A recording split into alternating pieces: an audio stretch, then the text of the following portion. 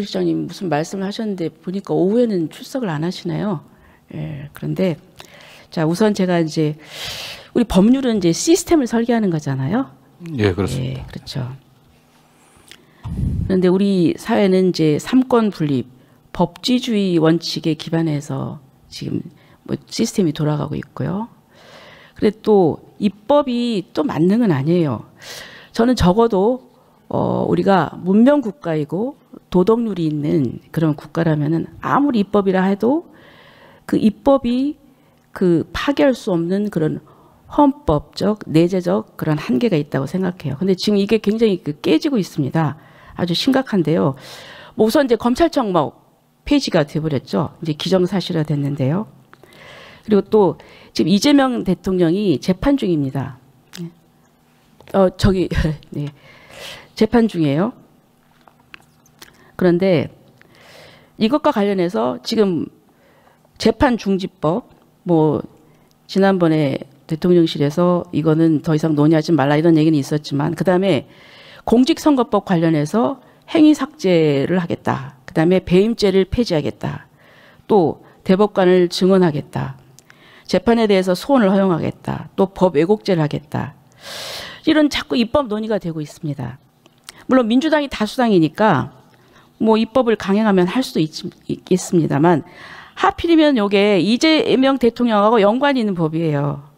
그래서 저는 이 우리 사법 시스템이 뭔가 한 사람을 위해서 이제 이 리스크를 제거하기 위해서 이 모든 입법의 이런 기본적인 원칙을 무시하고 나가는 입법 폭주다 이런 말씀을 드리고 싶고요.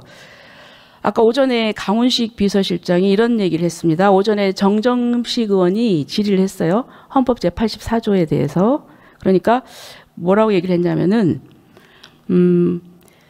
그 현직 대통령에 대해서 재판 중지가 학설상 다수설이다. 그리고 헌법재판소에서도 같은 내용의 결정이 있다.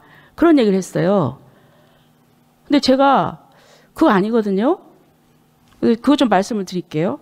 그리고 또 현직 대통령에 대해서 헌법 제84조에 의해서 재판 중지하는 것이 학설상 다수설이다 이렇게 얘기를 하는데 민주당도 그런 얘기를 똑같이 합니다. 근데 제가 왜 이런 말씀을 드리냐면은 대통령 비서실장은 대통령이 뜻을 전달하는 거기 때문에 이 잘못된 발언은 저는 바로 잡아야 된다고 생각을 합니다.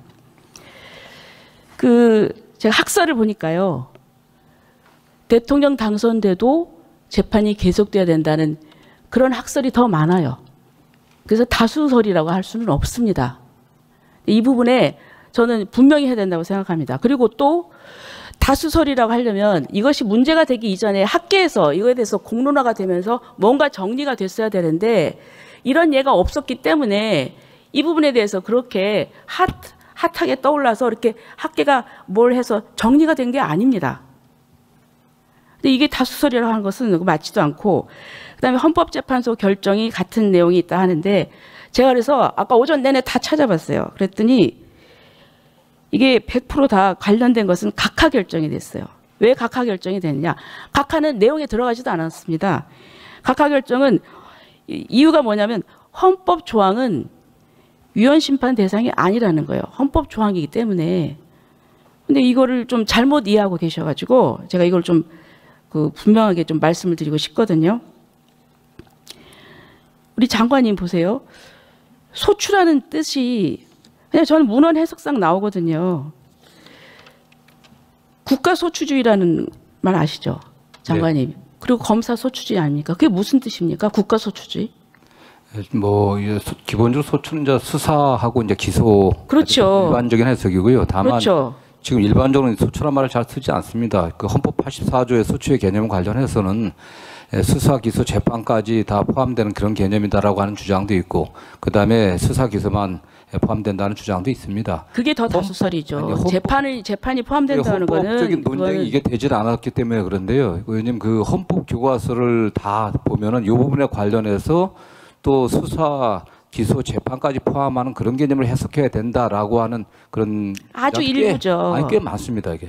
꽤 많지는 않습니다. 맞습니다. 저희도 아니요. 제가 그 예. 근원을 찾아보니까 그게 보니까 일본에서 그런 그 해석을 한 게 있더라고요, 옛날에. 아니 그래서 저희 헌법교과서에도 꽤 아니 그러니까 그게 일본 해석에서 나온 거예요. 그래서 그 일본 거를 그 지금 우리나라하고 뭐 저희가 벌써 45년도 해방됐는데 그 일본에 있는 그거 학설을 근거로 해가지고 할 것도 아니고, 그리고 지금 뭐 일본 하면은 저희가 그 길을 하자, 그리고 반일주의 그런 입장인데 뭐 그 일본의 학설을 따를 필요도 없죠. 뭐 학설이 아니고요. 어쨌든 헌법 84조에 를 규정한 물론 이제 취지라든가 이런 걸 아니요. 일반적인 거를 해야 될 것 같습니다. 이건.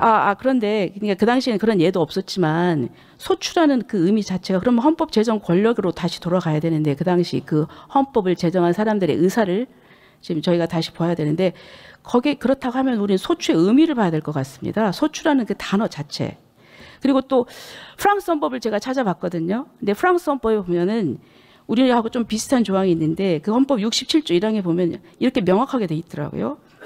대통령의 자격에서 행한 행위에 대해서는 책임지지 않는다. 저는 그래서 외국의 입법례는 뭐 다른 입법례도 몇 개 있습니다. 네. 네. 그런데 이 우리가 이제 그 대륙법계라 저희는 이 프랑스 헌법에 이런 그 규정 그 정신도 좀 저희가 봐야 된다고 생각을 하고요. 그러나 이제 문제는 저는 이렇게 생각해요. 대통령실에서 이렇게 나온 얘기는 이제 법원에서 그 이후로 중지를 하지 않았습니까? 그러니까 저는 법원에서 그렇게 해석을 했으니 법원에 대한 어떤 자신감 때문에 그런 게 아닌가 하는 생각을 했고요. 그 다음에 또 한 가지 저희 최근에 법안이 하나 올라왔는데요. 그 명예훼손과 모욕에 대해서 원래는 개인에 대해서만 할 수 있지 않습니까? 그렇죠? 예, 뭐 원칙적으로는 그렇죠. 예, 그런데 민주당의 어떤 의원님께서 어저께인가요? 특정 집단에 대해서도 인정되도록 구속 요건을 추가를 했습니다. 그리고 거기에 대해서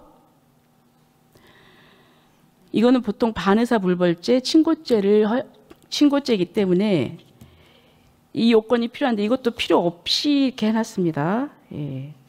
근데 장관님, 이 경우에 헌법 21조가 표현의 자유 이거를 포함을 하는데 정치적인 비판, 집회에서의 감정의 표현까지 저는 표현의 자유가 포함이 된다고 생각을 해요. 그렇다면 이런 법안이 좀 너무나 헌법상 과잉 금지 원칙 위반 아닌가요? 지금 그 최근에 그 중국 관광객이라든가 또 외국인을 상대로 한 매우 그 극단적인 표현을 포함한 그런 혐오감들을 표출하는 그런 사례들이 많이 있었습니다. 이거에 관련돼서 어떻게 처벌할 것인지에 대한 그런 고민 과정에서 나온 그 법안으로 알고 있고요. 국회에서 의원님들이 좀 그런 여러 가지 측면들을 고려해갖고 논의가 돼야 될 것으로 보고 있습니다.